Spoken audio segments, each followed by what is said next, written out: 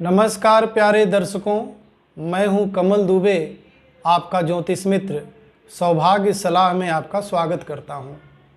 मित्रों, पंच महापुरुष राजयोग में मैं आपको हंस राजयोग, मालव्य राजयोग, भद्र राजयोग और शश राजयोग समझा चुका हूं। मित्रों, इसका अंतिम राजयोग है रोचक राजयोग, जो कि मंगल देव की कृपा से बनता है। मित्रों, सबसे पहले यह समझ लेते हैं कि अगर किसी भी जातक की कुंडली में रोचक राजयोग बनता है तो इस राजयोग के बनने से उसको क्या लाभ होगा। यदि किसी जातक के कुंडली में यह राजयोग पहले घर में बनता है तो जातक शारीरिक रूप से बलवान होगा, उसका स्वास्थ्य अच्छा रहेगा, उसका पराक्रम बहुत अच्छा रहेगा, व्यापार में उसको सफलता मिलेगी, वैवाहिक सुख उसका आनंददायक होगा।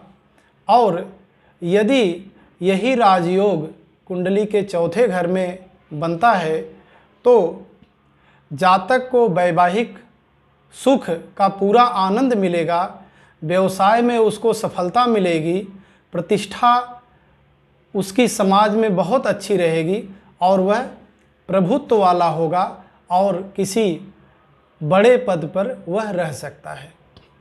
यही राजयोग अगर कुंडली के सातवें घर में बनता है तो सातवें घर से वैवाहिक सुख, उसकी व्यावसायिक सफलता, प्रतिष्ठा, मान सम्मान, यश कीर्ति, यह सब में उसकी वृद्धि रहेगी और वह समाज में नामचीन होगा।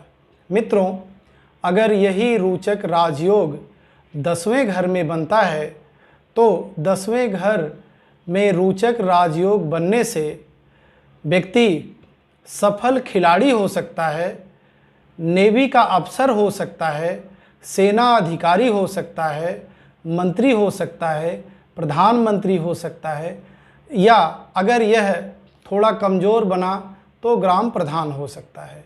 इस प्रकार से रोचक राजयोग की कुछ विशेषताएं मैंने आपको समझाया। अब मित्रों, यह समझने वाली बात है कि यह राजयोग बनता कैसे है। अभी अभी हमने आपको समझाया कि इस रोचक राजयोग को बनाने में जो मुख्य भूमिका होती है वह मंगल देव की होती है। मित्रों, मंगल देव हमारे खून के कारक हैं, हमारे पराक्रम के कारक हैं, हमारे शक्ति के कारक हैं, हमारे ऊर्जा के कारक हैं, देवताओं के सेनापति हैं।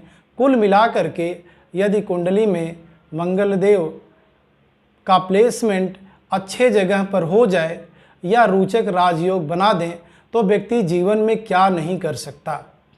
चलिए, आपको इस राजयोग कैसे बनता है इसके विषय में सबसे पहले समझाते हैं।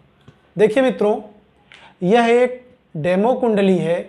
इस डेमो कुंडली में सबसे पहले हम आसानी से आपको समझाने का प्रयास करते हैं कि यह रोचक राजयोग बनेगा कैसे। अगर आपके पास अपनी कुंडली है या आपके बच्चे की कुंडली है तो सामने रख लीजिए, उससे आपको समझने में आसानी होगी। मित्रों, यह लग्न कुंडली है। लग्न कुंडली में यह पहला घर है, यह दूसरा घर है, यह तीसरा घर है, यह चौथा घर है, यह पांचवां घर है, यह छठा घर, यह सातवां घर, यह आठवां घर, यह नौवां घर, यह 10वां घर, यह 11वां घर और यह 12वां घर है। अब मंगल देव को 12 राशियों में 2 राशियों का मालिक बनाया गया है। पहली राशि है मेष और उनकी दूसरी राशि है वृश्चिक। मेष राशि के मालिक भी मंगल देव होते हैं और वृश्चिक राशि के मालिक भी मंगल देव होते हैं। कहने का मतलब है यह उनकी अपनी स्वराशि है। और 10 नंबर की राशि यानी मकर राशि में मंगल देव उच्च के हो जाते हैं। तो मंगल देव अगर स्वराशि हैं तो अच्छा परिणाम देंगे अगर अपने उच्च की राशि में बैठते हैं तो बहुत अच्छा परिणाम देंगे। अब यह भी समझने की आपको ज़रूरत है कि मंगल देव की दृष्टियां कौन कौन सी हैं। मंगल देव को कुंडली में जो 9 ग्रह हैं, 9 ग्रह में एक विशेष स्थान है, इसलिए मंगल देव को दिव्य दृष्टि प्राप्त है। मित्रों, आपको पता है सभी ग्रह ठीक 180 अंश यानी अपने 7वें घर को देखते हैं।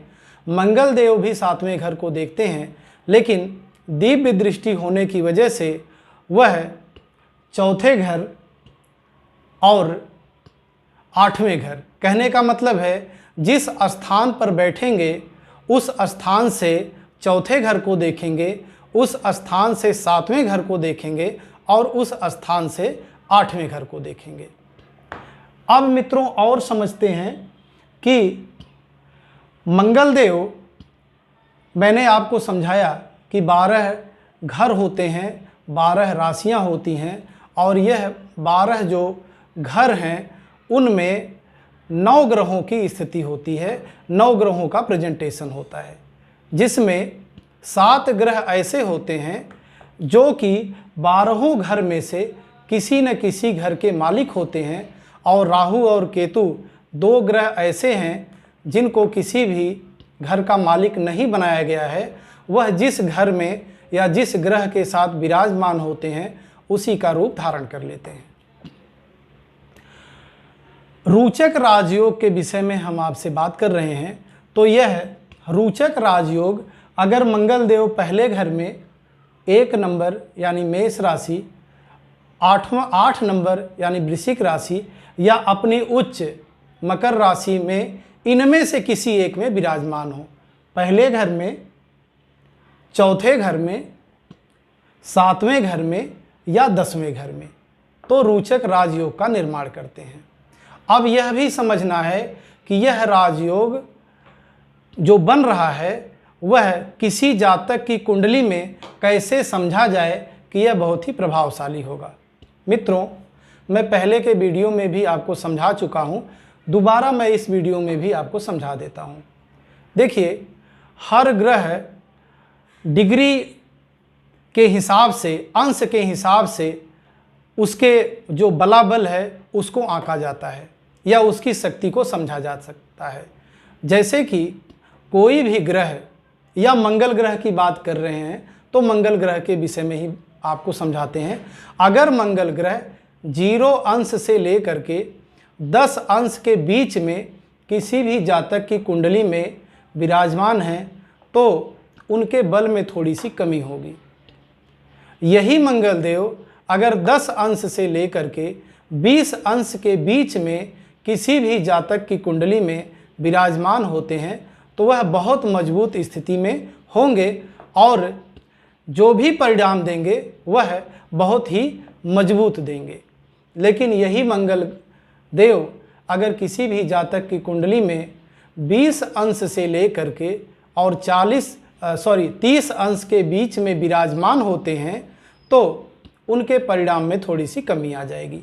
कहने का मतलब है मंगल देव की स्थिति थोड़ी सी कमज़ोर हो जाएगी। अब अगर यह किसी जातक की कुंडली में रोचक राजयोग बनता है तो कब इसका फल अच्छा मिलेगा? देखिए मित्रों, मंगल देव पराक्रम के कारक हैं। जो हम मेहनत करते हैं उसमें मंगल देव की भूमिका बहुत बड़ी होती है। तो यह आपको पता है, मान लीजिए कोई जातक ने जन्म लिया, जन्म लेने से अगर यह रोचक राजयोग यानी मंगल की दशा या अंतरदशा शुरू हुई तो जन्म लेने वाला बालक कौन सा परिश्रम करेगा, कौन सा पराक्रम करेगा। आपको इतना समझाना चाहते हैं कि अगर मंगल देव दशा में या महादशा में किसी भी जातक के कुंडली में 20 वर्ष के बाद और 40 वर्ष के अंदर आते हैं तो सबसे अच्छा परिणाम देंगे। यह तो मैंने आपको समझा दिया। अब यह भी आप समझ लीजिए कि कौन कौन से लग्न में यह रोचक राजयोग बनता है। देखिए, कुल 12 लग्न होते हैं। 12 लग्न में सबसे पहला लग्न आता है मेष। मेष लग्न जो होता है, मेष लग्न में यहाँ इस जगह पर लिखा होगा 1। और मेष लग्न के मालिक, मेष राशि के मालिक मंगल देव होते हैं। तो अगर मेष लग्न का जातक है और मंगल देव पहले घर में विराजमान है या मंगल देव 10वें घर में विराजमान है, 10वें घर में वह उच्च के हो जाएंगे और पहले घर में वह स्वगृही हो जाएंगे, तो रोचक राजयोग का निर्माण करेंगे। वैसे ही दूसरा लग्न हमारा है वृषभ। अगर वृषभ लग्न का कोई जातक है तो यहाँ लिखा होगा 2 और मंगल देव उसके 7वें घर में अगर विराजमान होते हैं तो रोचक राजयोग का निर्माण करते हैं। मित्रों, तीसरा हमारा जो लग्न है वह है कर्क। और कर्क लग्न 4 से शुरू होता है।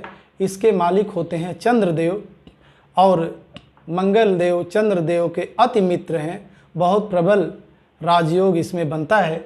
तो 4 से शुरू होता है और मंगल देव 7वें घर में या 10वें घर में, इनमें से किसी में भी विराजमान होते हैं तो प्रबल रोचक राजयोग कर्क लग्न वालों के लिए बनता है। ऐसे ही अगला जो लग्न हमारा है सिंह लग्न, यहाँ शुरू होता है 5 नंबर से और उसके मालिक होते हैं सूर्यदेव। मित्रों, सूर्यदेव भी मंगल देव के अति मित्र हैं, क्योंकि कुंडली में सूर्यदेव की जो भूमिका होती है वह राजा की होती है और मंगल देव की जो भूमिका होती है वह सेनापति की होती है।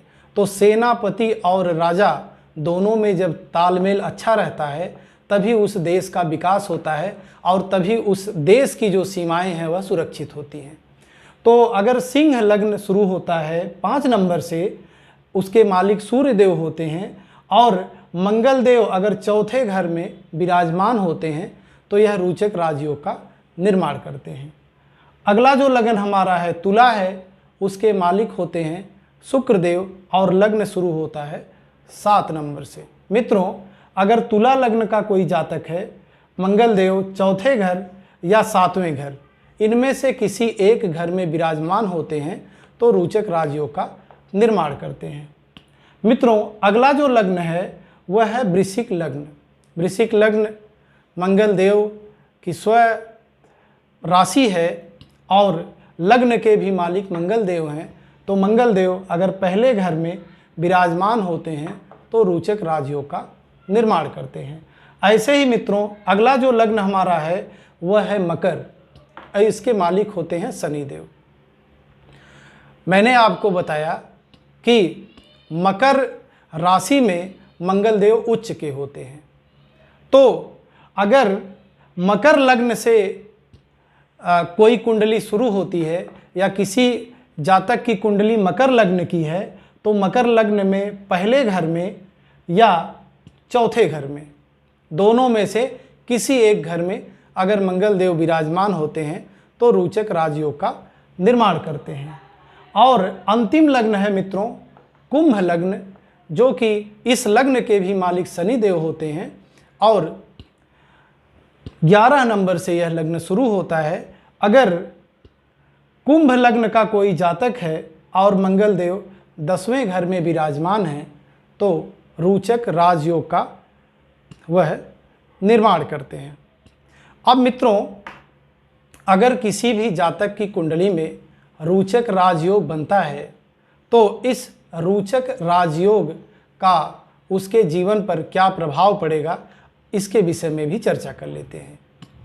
मित्रों, अगर रोचक राजयोग बनता है तो व्यक्ति उच्च अधिकारी पद पर रह सकता है, जैसे राजा, सेना में अधिकारी, सेनापति, सेना में एक उच्च पद पर कमांडर, सरकारी प्रतिष्ठित पद, इनमें से किसी एक में वह नाम कमा सकता है। रोचक राजयोग वाला व्यक्ति नाम, प्रसिद्धि, भूमि, गुण, अधिकारी, साहस, साहसिक दृष्टिकोण, शक्ति, एक महान काया और तेज दिमाग वाला हो सकता है। अगर किसी भी जातक की कुंडली में रोचक राजयोग हुआ तो मित्रों ऐसा व्यक्ति बहुत बड़ा खिलाड़ी हो सकता है। जिन खिलाड़ियों को आप देख रहे हैं और वह नामचीन है, सभी खिलाड़ियों में रोचक राजयोग का निर्माण है। जिन अधिकारियों को जैसे आईपीएस, आईएएस, जो एडमिन सर्विसेज हैं, प्रशासनिक जो सरकारी नौकरियां हैं, वह रोचक राजयोग से प्रभावित हैं।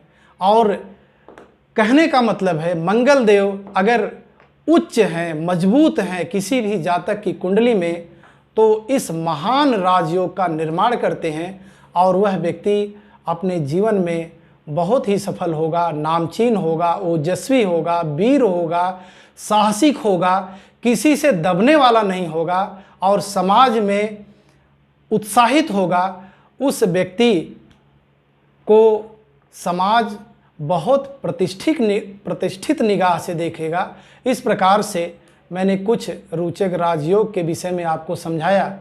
बोलने के लिए बहुत कुछ है, वीडियो बहुत लंबा हो जाएगा, इसलिए मित्रों इतना ही कहना चाहूँगा कि कोई भी राजयोग कुंडली में बनता है तो इसका मतलब यह नहीं है कि आप अधिकारी बन गए। इसका मतलब सिर्फ यह है कि अधिकारी बनने के, खिलाड़ी बनने के, राजनीति में सफल होने के आप में सभी गुण विद्यमान हैं, लेकिन कर्म तो आपको करना ही पड़ेगा।